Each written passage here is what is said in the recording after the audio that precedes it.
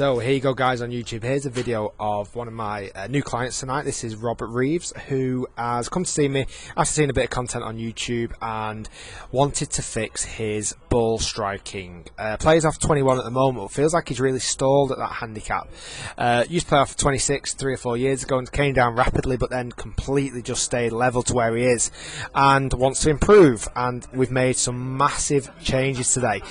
Now, this is a video about how to fix a fat shot, how to stop hitting the golf ball behind the ball, and it might not be the one, it might not be the fix that you think would be the obvious one, and I'll explain that as I go through this video. But we've made some massive changes. It surprised Rob as well, to be fair. Once we talked through his golf swing, the reason why he fatted it was completely different to the reasons why he felt like it was happening. So what he'd researched, if you research how to fix fat shots, I think this piece of instruction will probably be one of the last pieces of nuggets you would find online. So hopefully I can share a bit of information with you all on YouTube today. So this is Rob hitting a mid-iron, and we see a couple of things just in his general setup which would cause him to hit the ball a little bit fat. So we see, first off, his sternum is too far behind the golf ball at address. His ball position is too far forward, and his hands are too level, so the shaft angle is too straight. So we changed that straight away, and we got him hitting the ball really nicely. But I'll show you why that happens and why then that would affect the ball strike. So let's say his sternum's here just behind, so his low point of his golf swing, so the actual bottom of his swing, circle, is placed behind the golf ball. Now what he's going to do then, he's going to have to shift severely to the left to help that strike well, and that was what Rob thought he wasn't doing enough. He didn't think he was shifting left enough to hit the ball. One of the things that Rob did amazingly well is that there was hardly a single bit of lateral movement to the side from where he started from. Now, bearing in mind he did start behind the ball, that's really quite impressive. From there, though, Rob felt like he had to move massively to the left to help him stop fatting the golf ball. And to be fair, he did pretty well on that. He would move more to the left. You can see here he's kind of doing a little bit of flicking with the hands, but he's had to go from a position where his sternum's behind the golf ball, way behind, to now a position where his sternum is still behind the golf ball, and he's worked really hard to get there. So that was one of the reasons why he was fatting the golf ball. So that was the first thing that we tweaked, and I'll show you the improvement of that in a moment.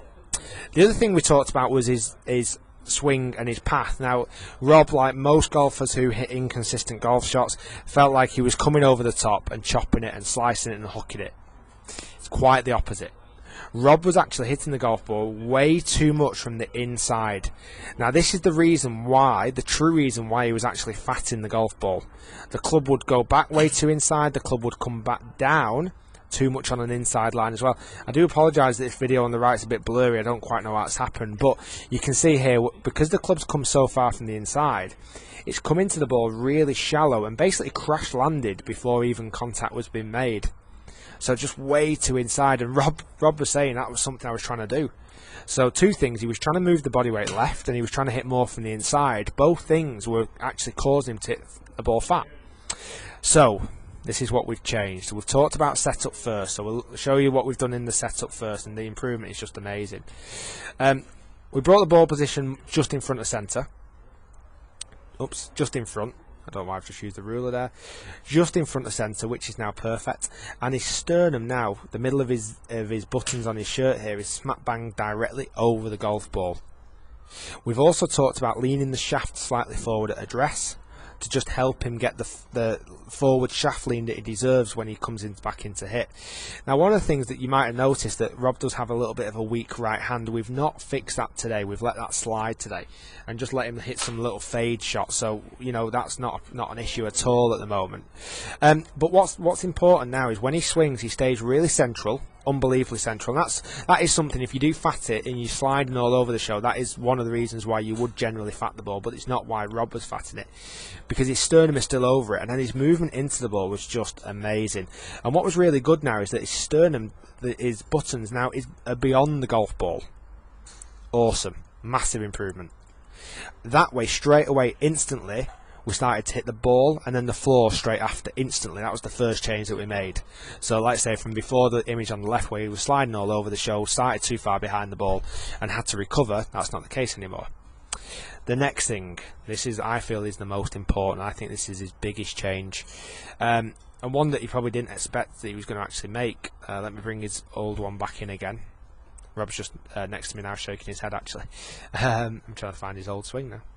So this was, like I say, where he was before. So he was massively inside on his takeaway. You can see the club head way behind his back here, and then would come back down way on the inside too far on the inside.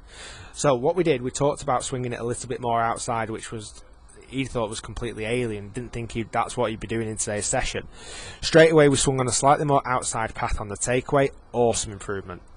We got to the top of his swing, it got him a little bit more steeper and a bit more upright. Awesome improvement. On the way down, his club then would come down on such a better plane, it was untrue. And that way then the club wouldn't crash land, it would fall smack bang on the top of the golf ball. He would hit the ball first and the floor after, and with his weak grip at the moment, we're just encountering these lovely little baby fades into the middle of the fairway. It's just awesome.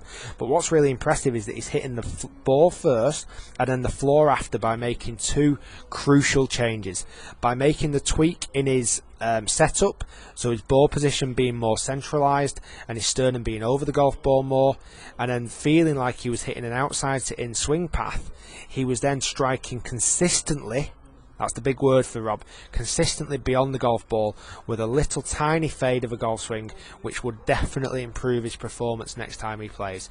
So guys, that was just to highlight that the fat shot doesn't always sometimes come from where you think it comes from. It's not always that you're leaning back or scooping. Little bits of that are definitely in Rob's swing, but the main reason why he was fatting it, because he was hitting the golf ball too much from the inside. Guys, thanks so much for watching. Hopefully you've enjoyed the video, learnt a little bit from it.